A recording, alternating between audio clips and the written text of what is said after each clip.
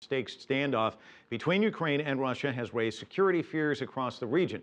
Against the backdrop of rising tensions, the United States and Russia are pressing ahead with military exercises. Both sides insist these drills are routine and were planned well before the current crisis erupted. Anand Naidoo joins me now with the latest on the military deployments. Thanks, Mike, and let's take a look at those deployments. The United States has deployed a destroyer to the Black Sea for what officials at the Pentagon say is a routine exercise. The USS Truxtun is a guided missile destroyer. It's one of the largest destroyers ever built for the United States Navy.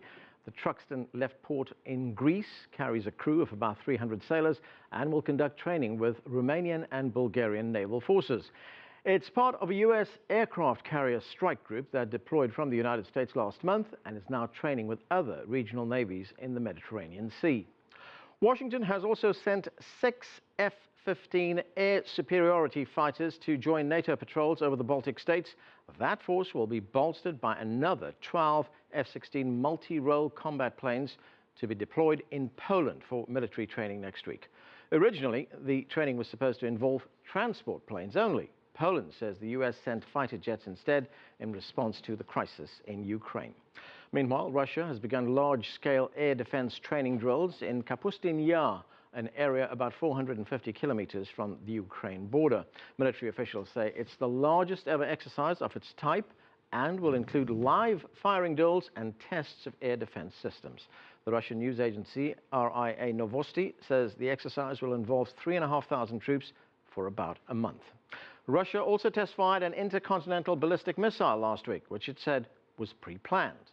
Moscow has also naval bases on the Ukrainian coastline under a long-term agreement signed in 1997. Moscow's Black Sea Fleet is based at Sevastopol.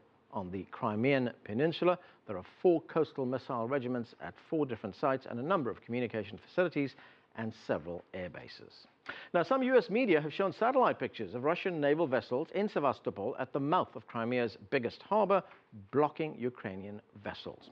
Well, joining me now to explain what all these military movements mean is Andrew Borene, Defense Council Advisor with the Truman National Security Project. Andrew, thanks for joining us. Thanks for having me. When we look at this picture, all this military around there, U.S. military, Russian military, Ukrainian military as well, what does all that mean to you? Well, I think this is all part of a much larger picture. As this situation heightens and develops, we're going to see increased defensive activity by all parties engaged to protect their personnel. Also, the movement of the Truxtun, which was a pre-planned movement, probably won't be interrupted as a pre-scheduled movement of U.S. naval vessels for a bilateral exercise in the area. And I think as the situation heightens, the focus increasingly becomes a need for a diplomatic resolution. In many ways, this is a return to earlier eras where the focus was on what we call gunboat diplomacy or naval and diplomatic tools.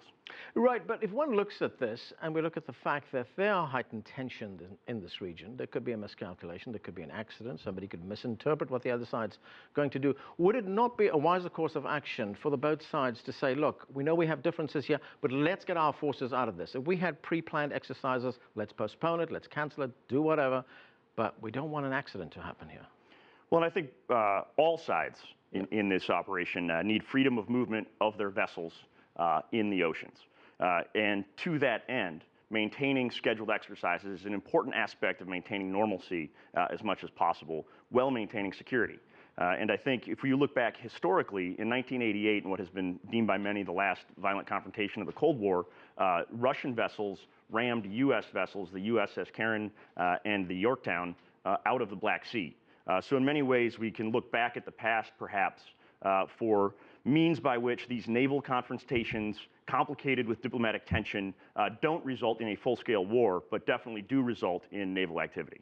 Right.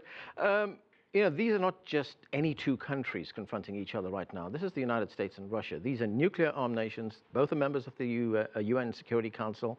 How concerned we should be that these 2 powerful nations, really, are confronting each other in this way? As I said, I think in many ways this is a return to a focus on diplomacy.